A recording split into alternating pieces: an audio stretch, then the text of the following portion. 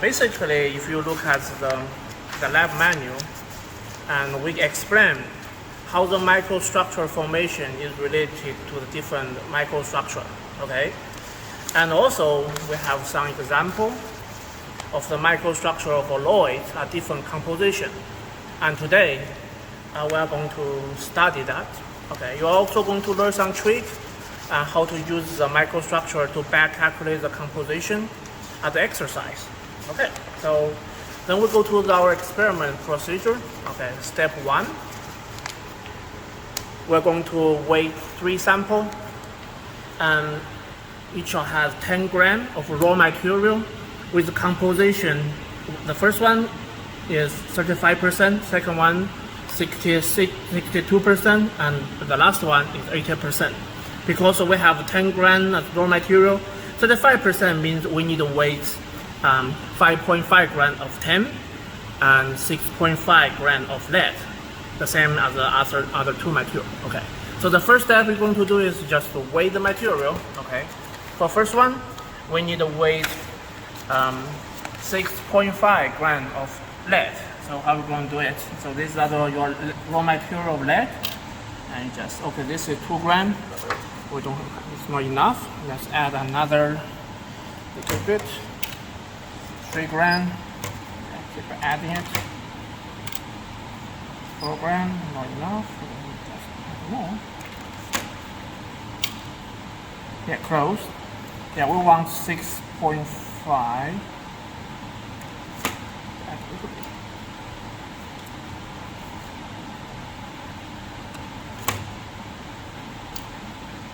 Yeah, close enough. Okay.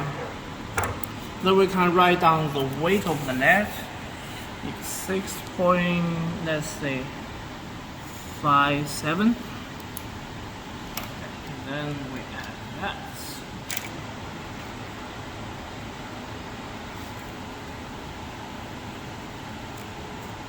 Okay. We also need 3.5 grams of tin. Same, like just cut 3.5 grams of tin. 1 gram.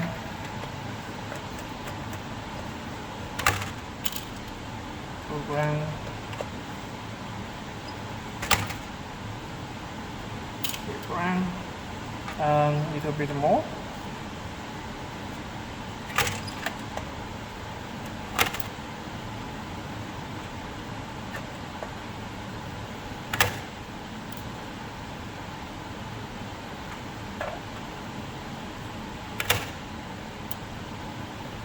Yeah. 3.5.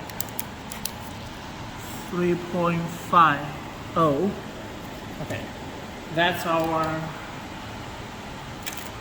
sample 1.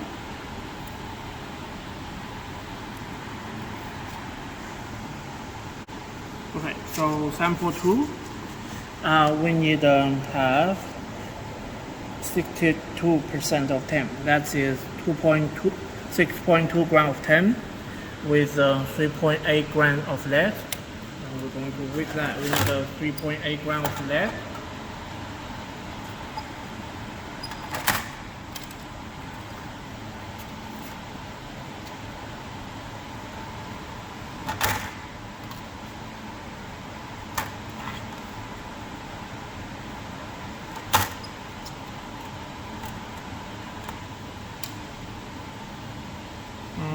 Close.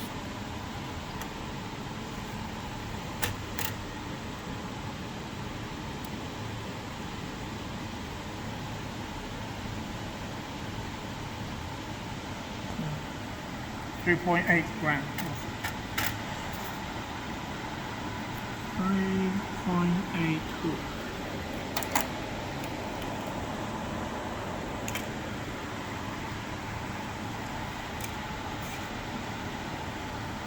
And 6.2 grams of tin.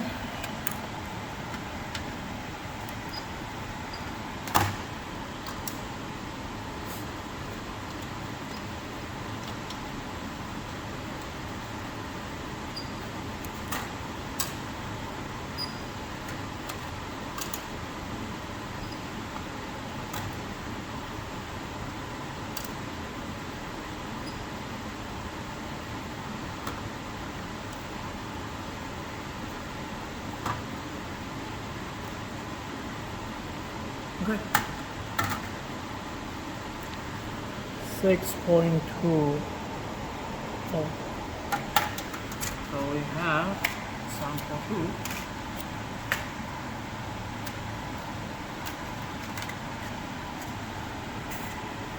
So the last one, we need 80% of 10.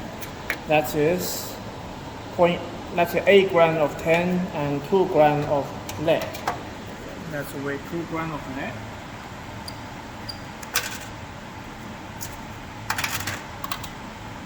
Oh, this is too much. Yeah, lead is a heavy metal.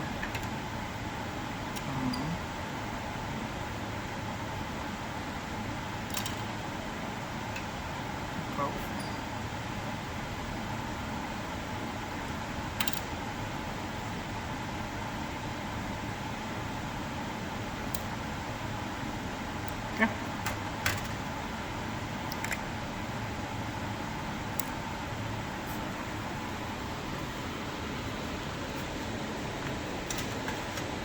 Where's my pen?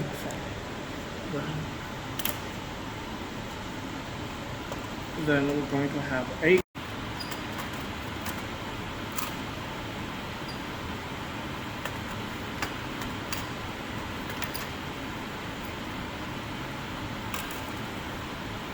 Too much.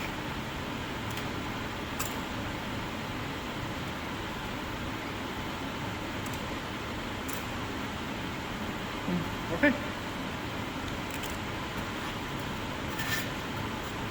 Put the rest tiny material for later use. Then we have our sample ready. Okay. So for some chunk piece of metal, it's better to cut into a small piece so that it's easier to mix.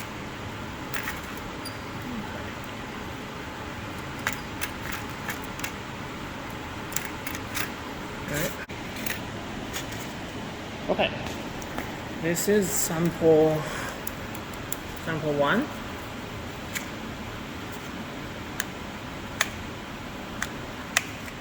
This is sample 2, and this is sample 3. So whenever you start doing the casting, you need to make sure you have all the safety equipment on. You need to make sure you have safety glasses and you have the thermal glove. Okay. Before you start the real experiment, you need to have a dry run, okay? Because you just have your gear, you may not used to it. You may have a dry run to make sure you are confident to do the casting. So how you going to do it? You're going to use this tongue, okay? This is a clamp tongue. So if you press it, it opened up. If you release it, it holds the tube. Okay, so you want first pull it on like this, and you want to have the feeling, okay, how it feels when you have glove. Then you do a pulling. Okay. So you want to make sure the edge of the tube is on the edge of the hole. Okay. Don't do something like this. I have some water. Okay.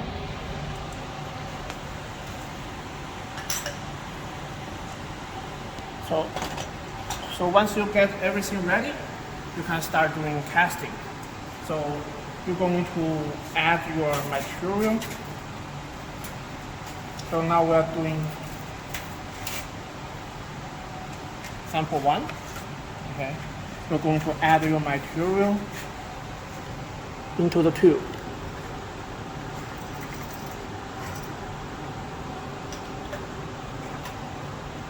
All right. Then you're going to insert it into a smelter for 2 minutes. And someone need to have a counter, a timer to count down for 2 minutes.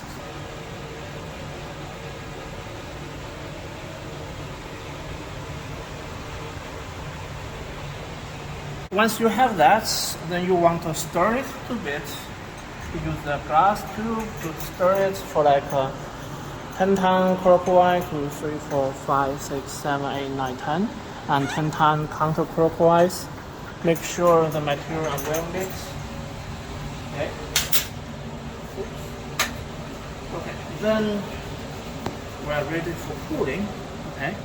So we just use this mold, and the mold actually is for making the bullet head. Okay.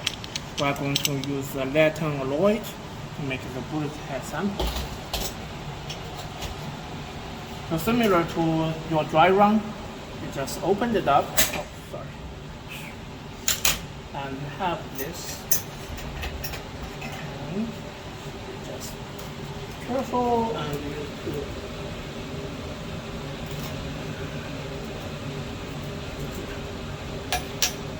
That's it. That's the first experiment.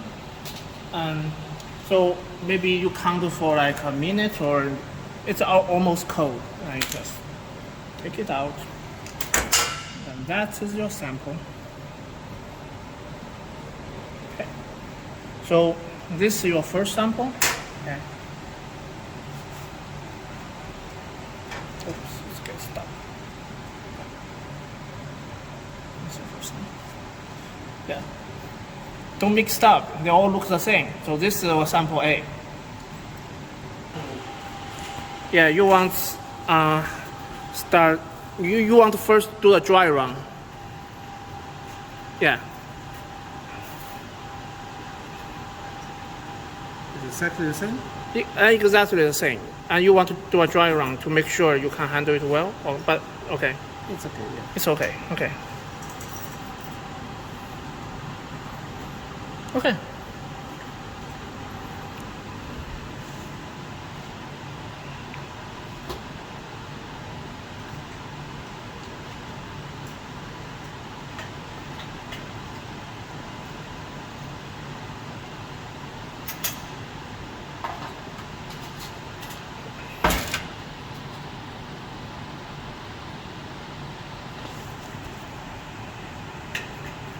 Okay, now you wait for 2 minutes.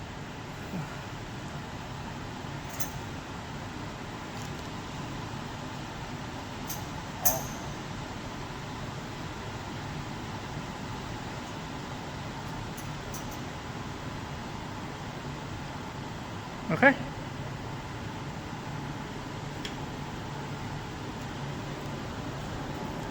Yeah, it's good. And then now, Yeah. Okay, so the first step, we are going to mount the sample, make it look like this, so that we can insert the sample into our sample polisher. So we are going to use this resin press tower to make the specimen look like this. Okay. So what we're going to do is it has a stage on top. Okay. So we need to put our sample 1, 2, 3 in a row, and we know which one comes first. So for example, we are going to do it. We're going to make the sample 1 is here. Okay. Then we have sample 2 sitting at the middle. Then we have sample 3. Pretty much. Yeah. Yeah, it's better to have all the specimen located at the center. Okay. Let's go a little bit. I think it's good enough. Our sample is on stage. We're good. Then we just press the downward arrow. Then the stage will lower down.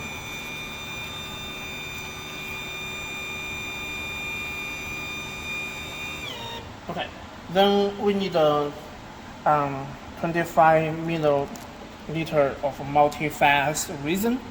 That's the material we have here. So by experience, it's just 1 big spoon and one big spoon and 1 small spoon. We use this funnel. Okay. We just have 1 big spoon.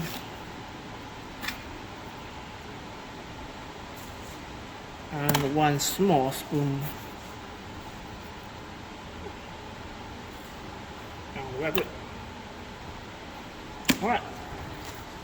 Then you seal the top. And how to do it? Just press it. Then you rotate the handle. And then you start the the green button, and take 5.5 minutes to finish the process. Then we just need to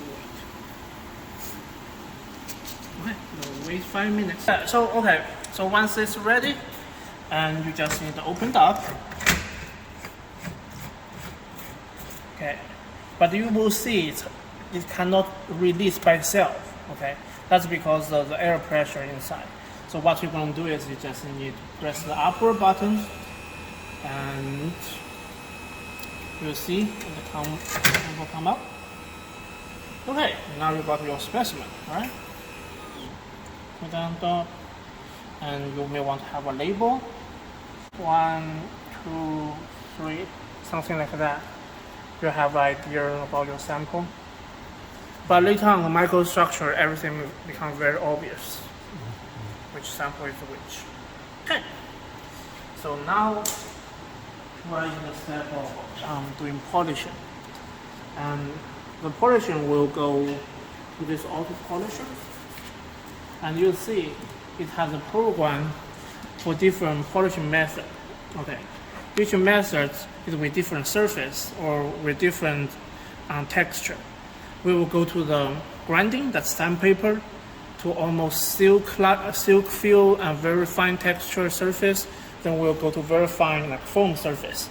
So as we go to a fine surface, we're going to have a fine texture on the sample. Eventually, the sample will looks like a mirror. Okay, so let's do it. So the first step you want to do is you want to have a retention rubber ring on the side of the sample. That's help us to put our sample into on the disc of the polisher. So we have a disc to help you to fit the rubber ring. Something looks like this. It looks good. Okay. All right. And then you just put it inside. Yeah. That's how we're going to do the insert the sample. Check the ring is like a lock. Yeah, pretty much like that. Okay, so then we're going to prepare our first surface. The first surface is a sandpaper, SI foil 180. The adapter is called MD Gecko.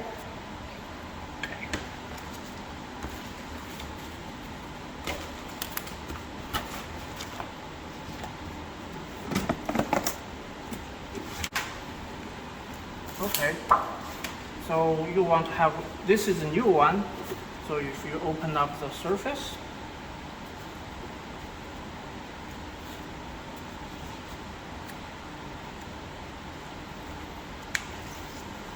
you can feel this surface pretty sticky. So now you can place your sandpaper on the Gecko surface. And you also want to make sure there is no bubble between the surface. Okay? Such thing looks like this. We don't want that to happen. Surface. Okay. All right. Not bad. Maybe there is a sensor. Alright, so we have our surface. This is made of steel or iron, and the disc has a magnetic, so it can hold the surface by the magnetic force.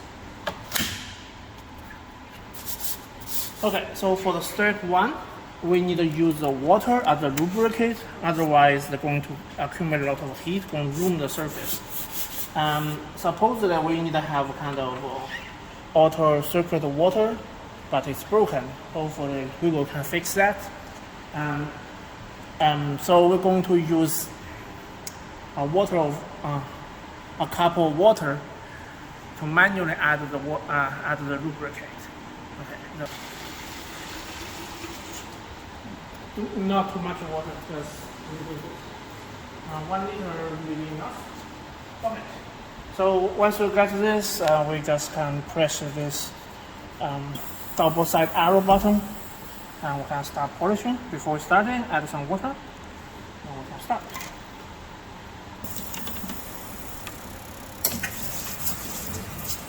Add the water.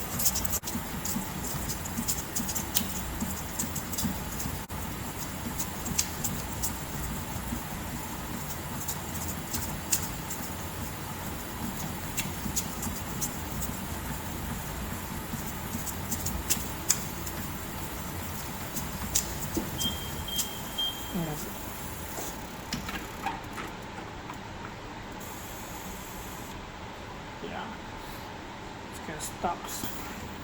All right, so I finished our first stage of our specimen. You see? Yeah. Then we're going to wash it. We're drying sonic cleaner. Just for most of the time, we just use the stage 1.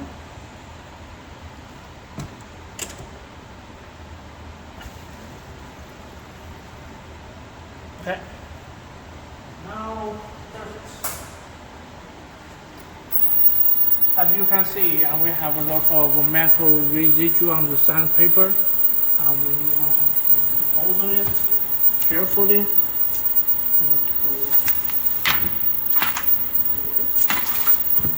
Second step we are going to do is we're going to use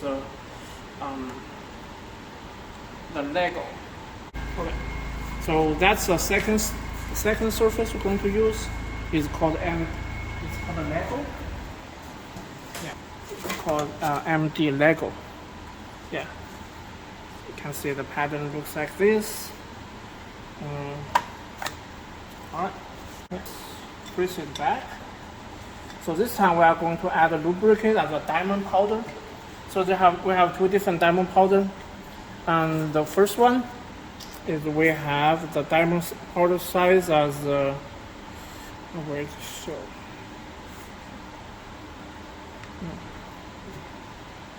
Yeah, the Lago 9. That's the first one I'm going to use. The second one I'm going to use that is the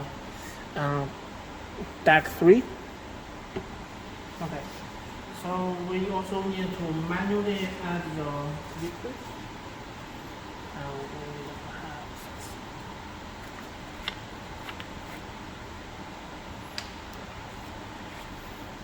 This is just the job, okay? Job, something like that. And also want to keep adding it.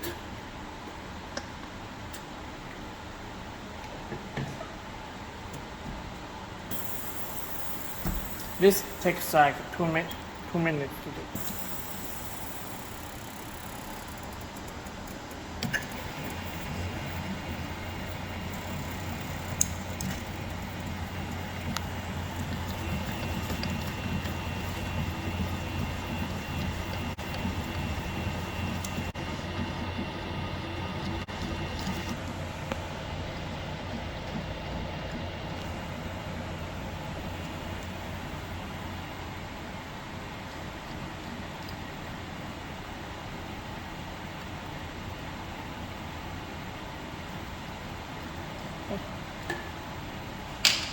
Almost done.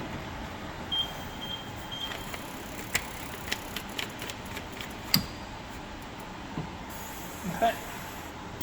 So now you put it back to the cleanser. Okay.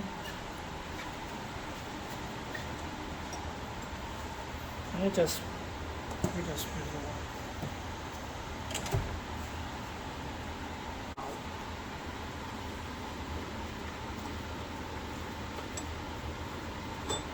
I'm not sure what they did with my polisher. That is completely new. Okay. So now we put down. Oh, thanks. Then we place this back to the sample holder. And this time we are going to use DAC 3. Okay. And the same like before, we need to manually add the lubricant. and it's going to run for like 3.5 minutes. This part.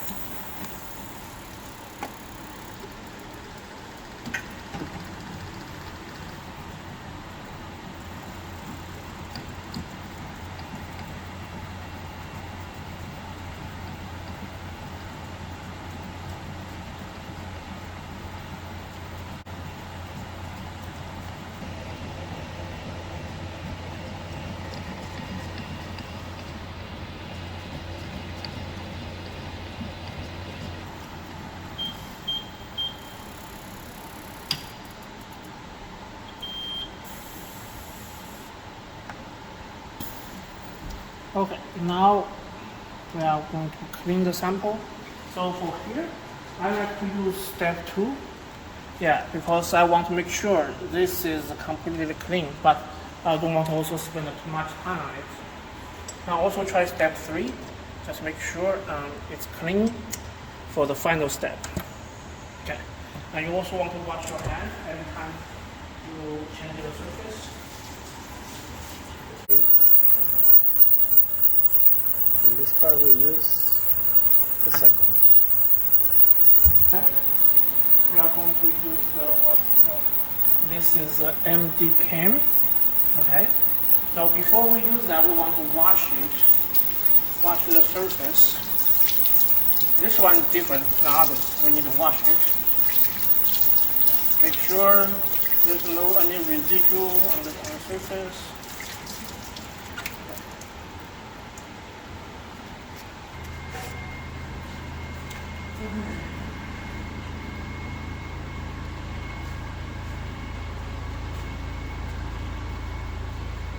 Polishing, and we are going to use this as a lubricant. This is a nano-sized particle. Yeah. So let's. Would you mind to show the label? Yeah.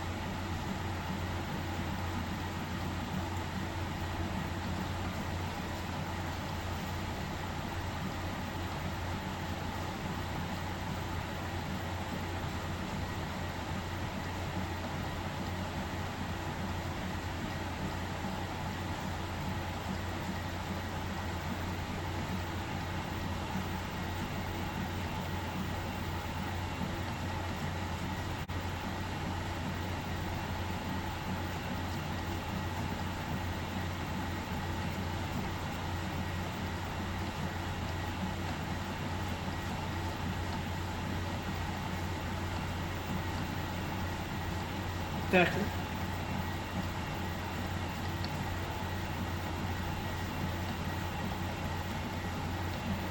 One drop per second.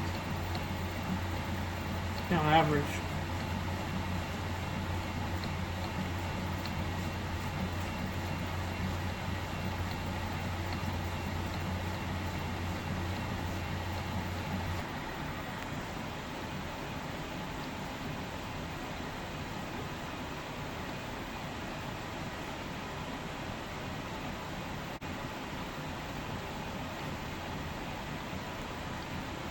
All right. Now we finish our polishing process, and we're going to use the final step of cleansing, and we're going to use it back. Okay. Then we use the last step. Okay. Then before you leave, you need to wash out this surface using water. Okay. This surface needs to be taken care of. Otherwise, you're going to ruin your sample for the next user. Wash it.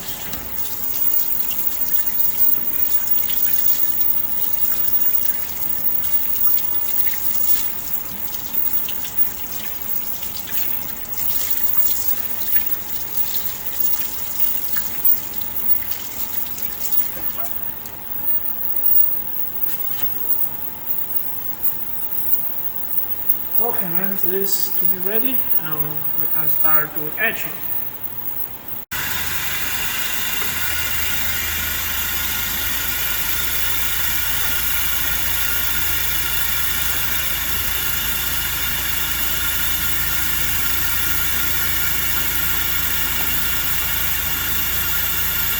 Surface, okay. Okay, we can barely see our label here. And this is 3, this is 2, and this is 1. Okay. And we are going to use acid to etch the sample. So the sample originally after polishing is supposed to be very flat. Now we are going to add some acid. Yes. Let's open the water.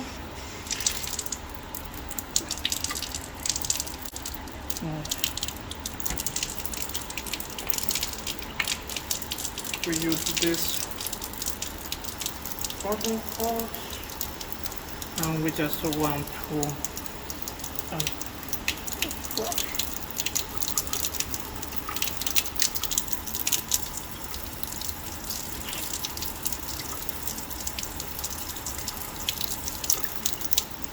Okay, now we will close it up. Now you want to air dry.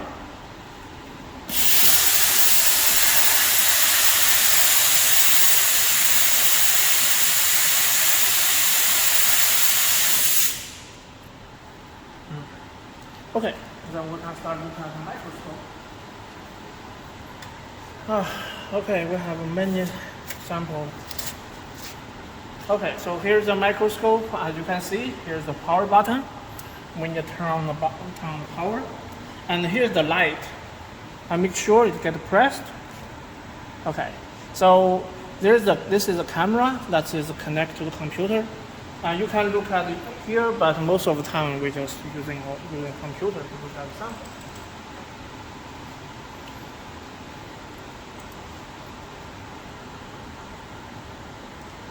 Okay.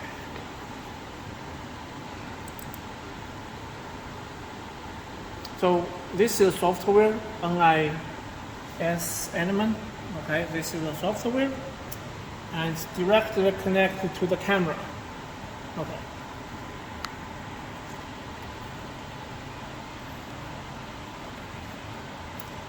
And once it's opened, we can click the play button, and we can see the screen. Okay. So let's talk about the microscope. So the microscope, it has a camera and it has optic on the disc at the bottom. Okay. So if you rotate the disc, it switches the magnification level. So usually we start with the lowest one, that's the shortest optic.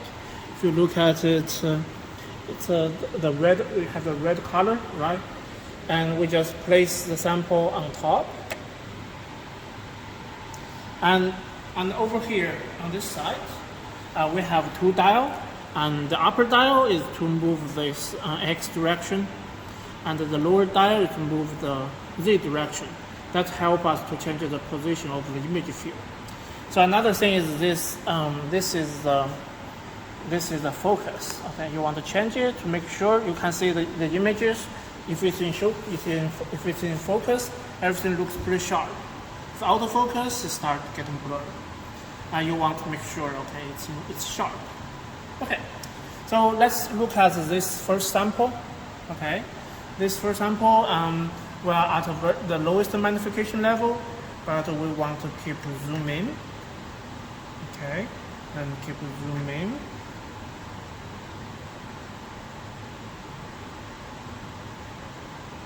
Yeah.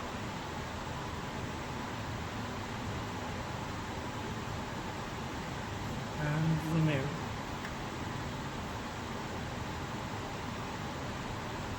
Okay, so here's the microstructure we see on this sample. That you can see, this is very close to the lab manual, the C1, because this is our sample 1 that has the composition about 35%. So you see this bubble, that's the eutectic bubble, and the white is the eutectic region mixed with beta phase. Okay, so you can just look around to see, to look at the microstructure of this sample A, okay? Sample 1, I mean, sorry. And then you're going to do is you're going to use the imaging, and you want to save the image, okay? So to save the image, first you want to check the magnification level, and you go to the camera, go to the optic, and see which optic you are using. We are using 50 this time. Then you're going to select on the screen, here is the 50. So this will tell the computer, okay, which optic we are using, and tell us the right scale bar. So that means the grain size of the one prototype grain is about pretty much like 20 micron. Okay, so you're going to save the images here, and you just click the save button, and you're going to save the images. Okay, for example, we just sample 1 image. Okay, that's the first step you're going to do. The second step, you're going to use the image software to find out the area proportion of two different phases. So the dark phases is alpha phase, and we are going to use the object count function over here with the sign of sigma. And here is we're going to stretch the intensity range. We'll care about the percentage of the alpha. So we want to find out the pretty much right line of the region. Okay, pretty much like here is a good spot. Okay, somewhere, so we can get maybe a little bit more. Yeah, something like this. I think okay. I count almost all the dark region. So the percentage of area of alpha is 74.3%. Let me find out that.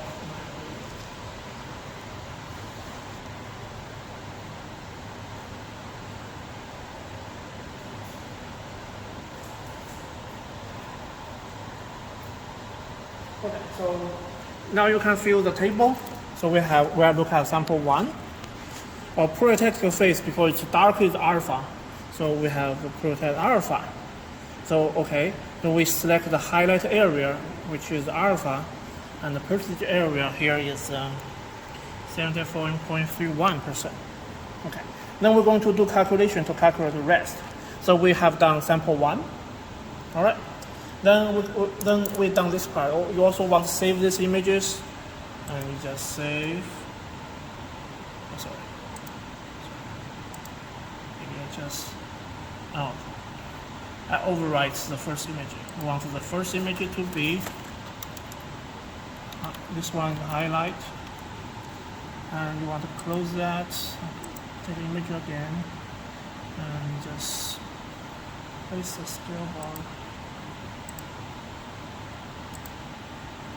I want to overwrite this. Okay, we have done sample 1. Then we go to sample 2. Go to sample 2, then we open the live mode again, and we're going to go to sample 2. Sample 2 is somewhere. Let's find out. Okay, yes. We want your sample to be pretty much right on top of the optic. Sample 2.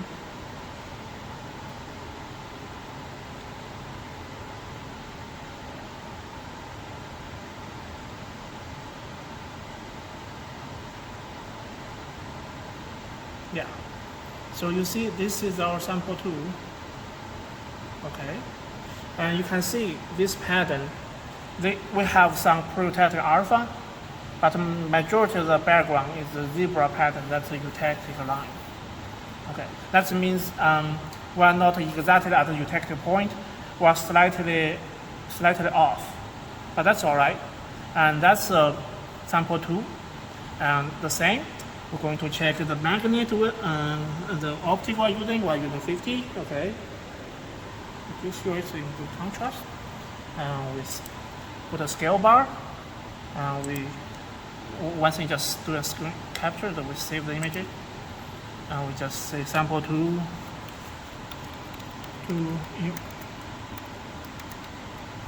image.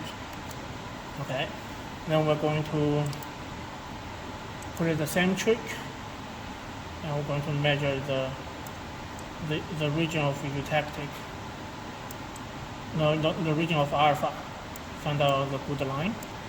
Somewhere maybe this looks good. Yeah, it's pretty much roughly speaking, it's the line somewhere here, something like that. Okay, then we can write down the sample 2, the number of sample 2.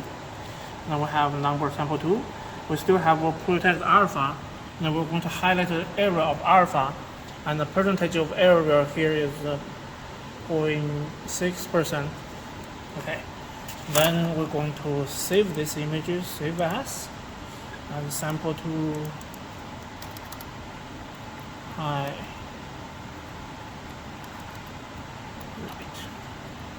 Okay, so we have done sample 2.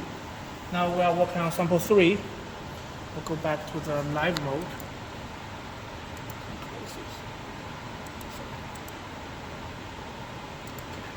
Then we are looking at sample 3. That's the one on top. Yeah, so that's the image we are looking at, sample 3. You can see this alpha grain, no, this proteogram become the white region, and the eutectic region is pretty much like this. Okay, so we're going to do the same thing here. We're going to find out the right optic. Now it's 50. And we're going to save it and make sure it's in good contrast. Yeah, it's in good contrast. Then we're going to save as. Let's say sample 3.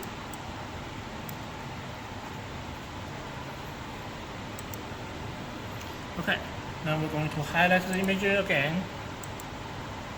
Yeah, then see maybe that's good enough. Let's see.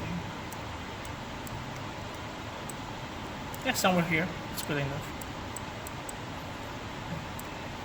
Yeah, now we have the percentage area of alpha as 27.4%. Yeah, so we have sample 3. We get a protected beta region, and we still highlight the region of alpha, which is 27.46%. Okay, then that's it. That's the experiment. Then we also save these images. Okay, we want to, in the lab report, we want to discuss this region. Oh, where it go? Sorry. Just. Oh. Just save this image. 3.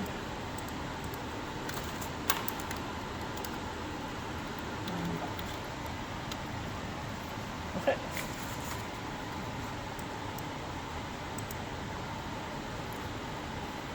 And where's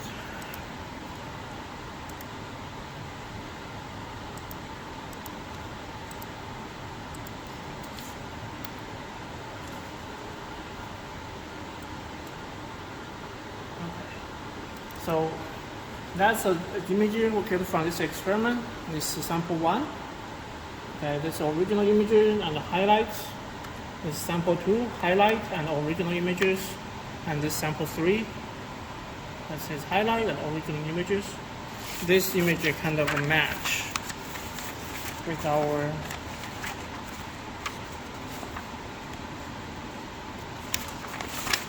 example images. This one, and this one have comparison. Okay, then you go. That's it.